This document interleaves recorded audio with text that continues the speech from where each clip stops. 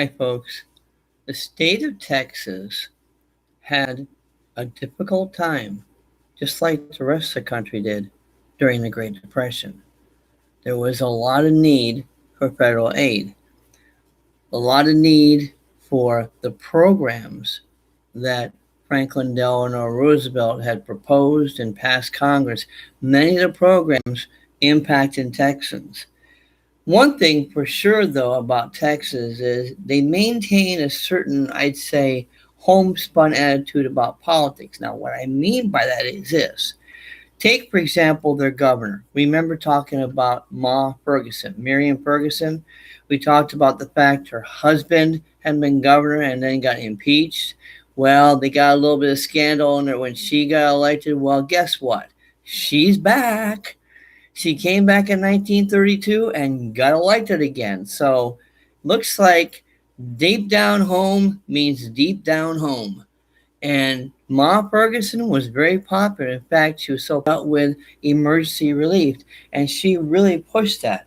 If I can read this real quick, like it says here that who had when she was elected governor she supported the New Deal. In 1933, she convinced Texans to approve $20 million in bonds for relief aid. She also issued an order creating the Texas Relief Commission to assist Texans. So, as you can see, she was a supporter of the New Deal and wanted to bring real relief to Texas. Now, here's something that's even more interesting. She decided to give up her governorship or not run again.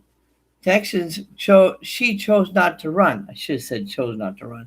In 1934, she stayed governor until 1934, opening the way for Texas Attorney General James V. Allred, Allred, of Wichita Falls, to win election as governor. Allred worked hard to bring New Deal programs and federal money to Texas, and he was reelected in 1936. He once declared, and I quote, "I'm going to grab all I can for the state of Texas," end quote. Allred also helped create a state old age pension program and a retirement plan for public school teachers. In addition, during Allred's administration, the Texas Unemployment Compensation Commission, now known as the Texas Workforce Commission,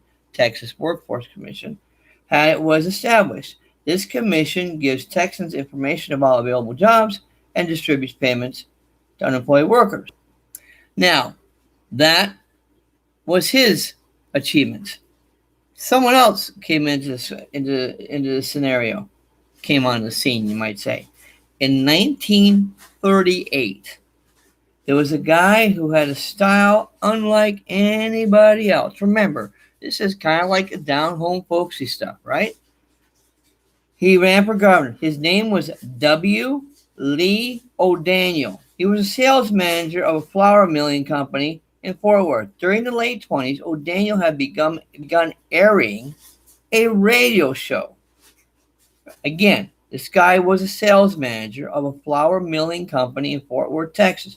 During the 1920s, the late 20s, O'Daniel had begun a radio show that featured a country music group called the Light Crust Cowboys. The show opened with the words, "Please pass the biscuits, Pappy." Soon the show's host was known as Pappy Lee O'Daniel. In May 1938, O'Daniel announced that he had received some 54,000 letters in 1 week urging him to run for governor. Much to the surprise of political experts, O'Daniel ran a successful campaign. And as a Texas journalist wrote about it real quick, the Texas journalist Robert Hicks described an O'Daniel campaign rally. The rally opens with hillbilly songs. Then the candidate tells the crowd that the singing is over, and anyone who came for the show can leave. But no one does.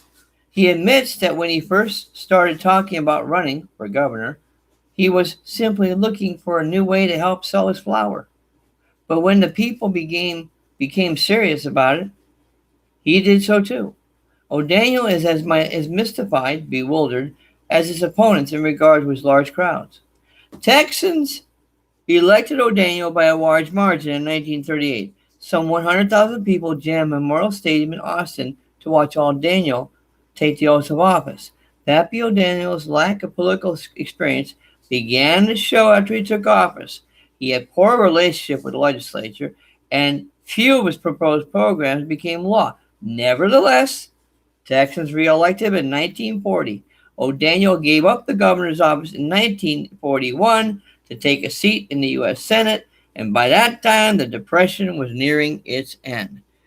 What did I say? Hometown politics. Quite a story, but it's true. Texas had some very interesting governors and a lot of things happening during the Great Depression. Thank you for watching.